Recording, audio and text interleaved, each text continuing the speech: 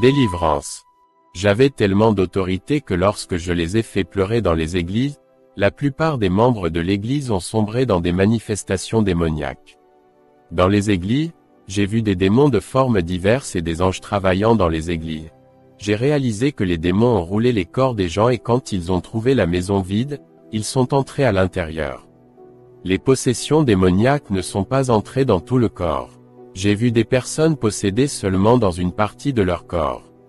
Cela existe vraiment si vous n'avez pas complètement abandonné votre vie. Il y a des gens qui ne se sont pas encore convertis dans leur parure de cheveux. J'ai vu des démons épinglés dans les cheveux de femmes évangéliques. Les femmes qui ne se sont pas repenties de leurs embellissements d'ongles, j'ai vu des démons entrer dans leurs doigts. Dans un service de délivrance, j'ai expulsé un démon. Il n'est pas parti. J'ai réalisé que le démon n'était pas à l'intérieur du corps de la femme. C'était entre ses mains. Je les ai expulsés. Une autre femme avait un démon dans ses pieds, elle peignait les ongles de ses orteils. Femme, évangélique maquillée, je vis des démons attachés à des visages. À ce moment, j'ai réalisé qu'il y avait une possession partielle. Ces possessions sont causées par des démons de 3 à 5 cm de long.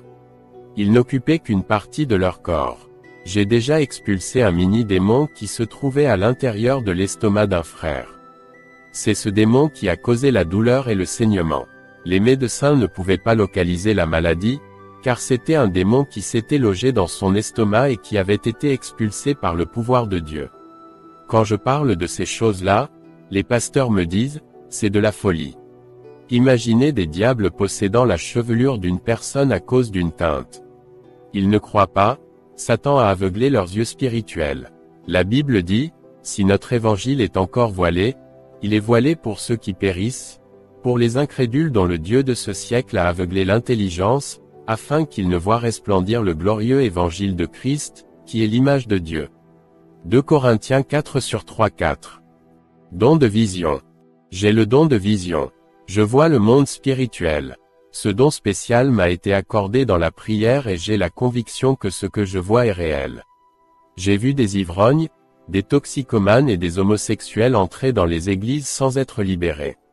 Je vois des démons coincés dans le dos de ces gens à les mettre un lourd fardeau. C'est la preuve que le leadership n'a aucune autorité spirituelle sur les démons.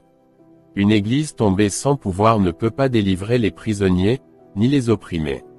Les gens qui étaient dans le ministère et les églises de l'évangile du Christ où je suis pasteur ont été libérés et touchés par le pouvoir de Jésus. Les démons ont senti le poids de la main de Dieu lorsque ces personnes ont été libérées. Ces mêmes personnes se plaignent d'être allées dans plusieurs églises et n'ont toujours pas été libérées. Si la parole de Dieu se libère, pourquoi ne fonctionne-t-elle pas dans diverses dénominations ici aux États-Unis? Quel est le problème avec les frères qui se rassemblent dans ces ministères? Je ne me magnifie pas moi-même, car je ne suis qu'un serviteur. Ce n'est pas moi qui suis un grand homme de Dieu. Ce sont les églises qui se sont abaissées sur le plan spirituel. Je ne fais que ce que la Bible a commandé de faire. Si dans votre ville vous n'avez pas d'église approuvée par Dieu, qui est l'autorité de Jésus pour vous libérer, vous devez faire votre part, prier, vous libérer rapidement et vous sanctifier. La politique. Monseigneur Villan Conner était mon surveillant administratif. Il est tombé dans des manifestations démoniaques, à ma grande surprise. Après lui avoir enlevé les démons, je lui ai demandé, comment un prélat aussi distingué que vous peut-il enseigner la théologie dans diverses églises? Il m'a dit, je fais de la politique. J'ai participé au mensonge de mon candidat. En tant que son conseiller, j'ai fait beaucoup de propagande mensongère, il a donc remporté les élections. Pour cela, il a fallu mentir. Il m'a conseillé au sujet de sa campagne. J'ai promis beaucoup en son nom, tout pour l'argent. On n'a rien fait de ce que nous avons promis. Je me suis impliqué dans des scandales, le blanchiment d'argent. Personne n'a jamais découvert, jamais une fuite dans la presse. La politique est le mal. Quand vous vous impliquez, Vous vous détournez des desseins de Dieu, même si je me considère chrétien. Il y a beaucoup d'argent en jeu. Je suis un porte-parole de nombreux politiciens. J'ai soutenu leur vie en vivant une vie de mensonges et affabulation. Je sentais que le Saint-Esprit déplacé loin de moi et un esprit maléfique s'est emparé de moi. Aujourd'hui je me sens plus léger. Je me détournerai de la politique et abandonnerai tout ce qui ne plaira pas à Dieu, et désormais je me réconcilie avec Dieu. Après avoir vu ce que l'évêque a traversé dans cette délivrance, beaucoup sont retournés vers Jésus. J'ai commencé à aller dans plusieurs églises, j'ai pris le micro, commencé à prier et beaucoup d'évangéliques sont tombés dans des manifestations démoniaques. Toutes ces églises avaient honte de la survenue de tels événements. J'ai donc rejeté plusieurs invitations à ne pas gêner les frères. Jusqu'au jour où le Saint-Esprit m'a chargé, il s'est passé quelque chose de surnaturel. Je n'avais jamais vu quelque chose d'aussi extraordinaire, ma vision spirituelle est ouverte, et je vis un homme. Son corps brillait comme le soleil. Je ne pouvais pas fixer mes yeux, car la lueur couvrait mes yeux. Si j'insistais pour regarder cet homme, je serais aveugle. Mes yeux de chair ne pouvaient supporter autant de gloire. Il abaissait toute cette luminosité de son corps. Je l'ai regardé directement, mais je ne pouvais pas voir son visage. Je pouvais voir son visage briller et le contour de son corps avec un buisson blanc qui brillait. Je savais que cet homme est le Saint-Esprit. Il me dit: tu dois aller aux églises. Les gens doivent ouvrir leurs yeux spirituels comme je les ai ouverts. Ils ont besoin de voir où ils se trompent. Quelqu'un doit montrer à ces gens qu'ils ont besoin de restaurer leur vie et vous êtes la meilleure personne pour prouver qu'ils ont besoin d'une vraie rencontre avec moi. Ils pensent être sauvés, mais ils ne le sont pas. Ils sont possédés. Ils ont besoin de suivre le chemin de la vérité. Après ces révélations, je me suis dit, il est impossible que ces personnes soient sauvées si elles sont possédées. Je n'étais pas allé vers eux à cause de mon entêtement. De nouveau, le Saint-Esprit me dit: tu penses que tu as honte de ce peuple.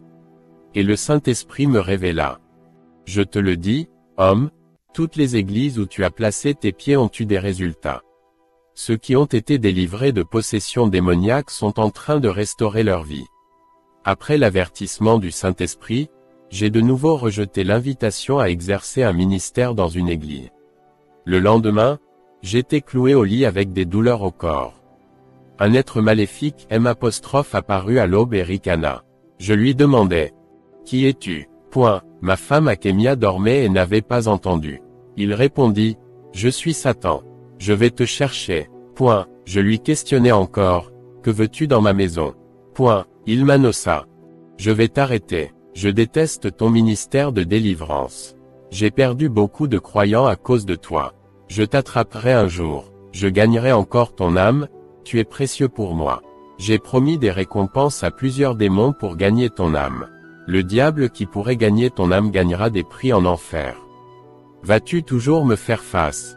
Je te donne l'occasion d'abandonner le ministère de la délivrance. Je peux te donner une récompense. Je lui ripostai: tais-toi Satan, tu es un perdant. Pourquoi es-tu si inquiet pour moi? Perds-tu? En entendant cela, Satan répondit: il est vrai que tu es une nuisance. C'est pour cette raison que je suis venu personnellement à toi. Il y a quelques sorciers qui m'ont vu, ceux de haut rang. Ils m'ont longtemps connu. Tu auras ce privilège. Je te récompense aujourd'hui si tu fais un pacte avec moi, une alliance de sang. Je lui répondis: tu es un menteur. En enfer, il n'y a pas de récompense. J'étais déjà emmené là-bas. Je sais très bien ce que tu fais avec les âmes là-bas. Tes sujets détruisent les âmes avec beaucoup de méchanceté. Même les sorciers et les satanistes qui font ta volonté seront tous dans une grande souffrance. Leur récompense sera la destruction de leur esprit. La récompense de ceux qui te servent est la mort. Satan, en voyant que je refusais, continua en disant: je peux te donner un trône en enfer. Tu resteras assis près de moi et tu régneras avec moi. Je lui dis: ton royaume va s'écrouler. Il sera bientôt dans les temps de feu. Satan, non convaincu, apporta une valise pleine d'argent et me dit: si tu ne veux pas d'un royaume en enfer, je te donnerai un royaume sur terre. Je peux te rendre célèbre. Je te donne la gloire, la richesse et le succès. Tu ne dois pas cesser d'être chrétien, fais un pacte et je te donnerai ce sac de dollars, je ferai de toi le prédicateur le plus célèbre d'Amérique. Tu sauras comment sera ta vie, personne ne te reconnaîtra. Bien que tu as beaucoup de dons, tu ne vaux rien. Tu peux aller au-delà, tu auras les meilleures demeures. Les grandes églises te reconnaîtront, et même le président reconnaîtra ta renommée. Il t'invitera à déjeuner, vous prêchera à des célébrités, des gens importants. Je te demande seulement une chose, n'utilise pas la délivrance, juste enseigner la parole. Ne prie pas avec ferveur, la prière se substituer à la théologie.